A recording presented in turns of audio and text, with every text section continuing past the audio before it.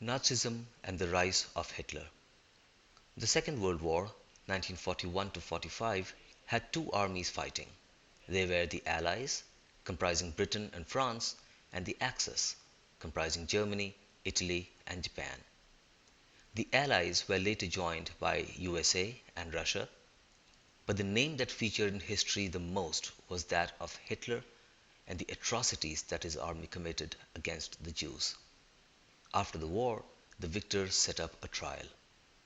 The Nuremberg Tribunal, set up after the war, tried criminals for genocide. Let us now see how Nazism grew in the first place. Nazism had its rise due to the treatment that Germany had got at the hand of the Allies during the First World War, 1914 to 1918. The supporters of Hitler were called Nazis. Nazism was a system, a structure of ideas about the world and politics.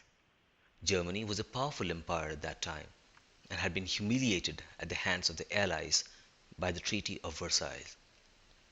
The defeat led to the ruler abdicating his throne and a parliamentary form of government coming into existence.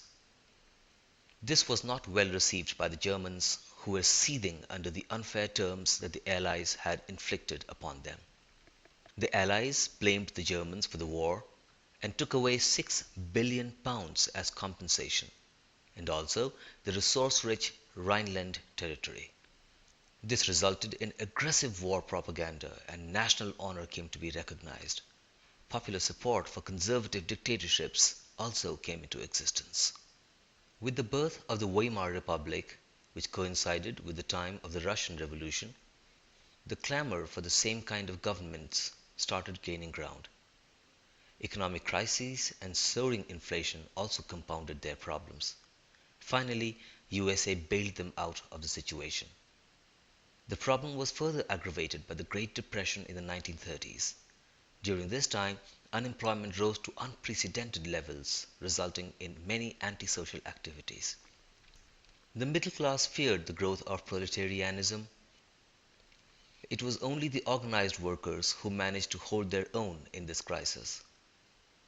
Politically too, the republic was fragile. The system of proportional representation did not allow any party to obtain a majority, so coalition was the only possibility. This kind of rule gave the powers to the president to impose emergency, disband civil rights, and rule by decree. There were too many cabinets, and none offered solutions to people's problems, and as a result, they lost confidence in the democratic system. Now the time was ripe for Hitler to rise to power. The First World War horrified him, and he was furious that Germany was defeated. He joined an organization called the German Workers' Party, and later took it over and named it National Socialist German Workers' Party. It soon came to be known as the Nazi Party. In 1923, he decided to take control of Bavaria and walk to Berlin and take its reins as well. He failed and was imprisoned, but later released. Initially, his party had no impact, but it was during the Great Depression that he gained support and momentum to move ahead. And by 1932, his was the largest party in Germany. Being a gifted orator, he promised to restore the glory of Germany that had been lost in the First World War. Hitler had a new style of politics. He organized mass rallies and public meetings to demonstrate his power over the people and to give them the sense of unity. The swastika and a ritualized applause after speeches marked the beginning of Hitler's rise as a savior of the German people.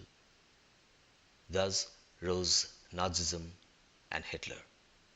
Thanks for watching the video. Please visit our website theOpenBook.in.